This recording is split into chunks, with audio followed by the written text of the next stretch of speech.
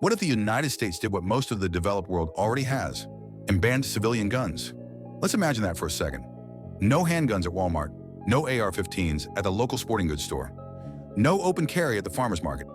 Sounds impossible, right? That's because in America, guns aren't just tools, they're symbols. The Second Amendment isn't just a law, it's a deep-seated cultural identity. From a young age, American kids are taught about the Constitution in school. The right to bear arms is delivered with the same reverence as free speech and the right to vote. It's woven into the country's mythology. The rugged individual, the frontiersman, the citizen soldier standing up against tyranny. In parts of the U.S., owning a gun isn't just legal, it's expected. So changing gun laws in America isn't like changing a policy. It's like trying to rewrite a religion.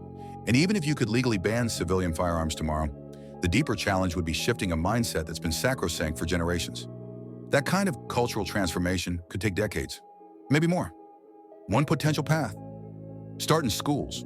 Just like kids learn about historical context around civil rights or women's suffrage, future education might reframe the Second Amendment, not as untouchable, but as something born in a specific time and open to interpretation in a modern world. Now let's say the ban happens. A phased approach, buybacks, mandatory turn-ins. It's slow, messy, controversial, but it happens. What changes?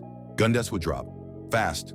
In the UK and Japan, where guns are heavily restricted, annual gun deaths sit in the double digits.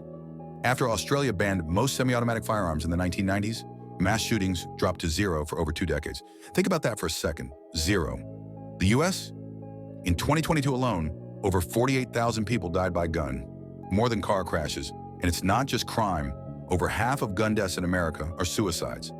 A moment of despair plus easy access to a gun equals irreversible tragedy.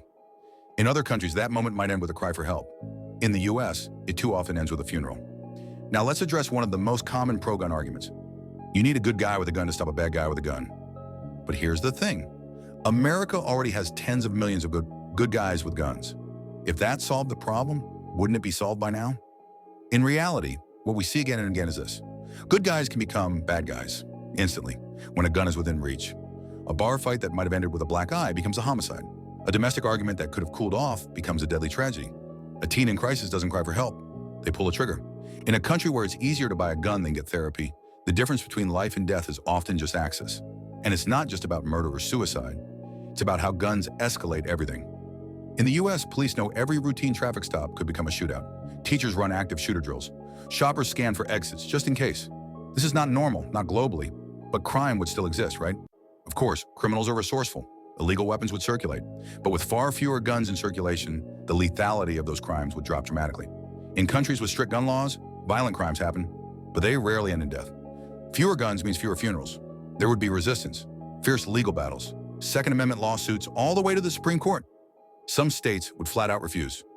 You get sanctuary counties for gun owners. There might even be armed standoffs, but over time, if cultural attitudes begin to shift, enforcement gets easier, and the US could join the rest of the developed world in reducing gun violence dramatically. And don't forget the financial side. Gun manufacturing is a $70 billion industry, but the cost of gun violence, from hospital bills to law enforcement to lost productivity, is over $280 billion per year in the US. A shift away from guns could open up new job markets in mental health, security, education, and tech. Just like coal and oil are being phased out for renewables, the gun industry might someday be part of the past. So what if America banned guns? It wouldn't be instant. It wouldn't be easy. It wouldn't even be peaceful at first, but over time, years, maybe generations, the result would be fewer deaths, less fear, and a country where kids grow up never having to learn what a lockdown drill is. Maybe the real question isn't, what if America banned guns? It's, what if it actually could?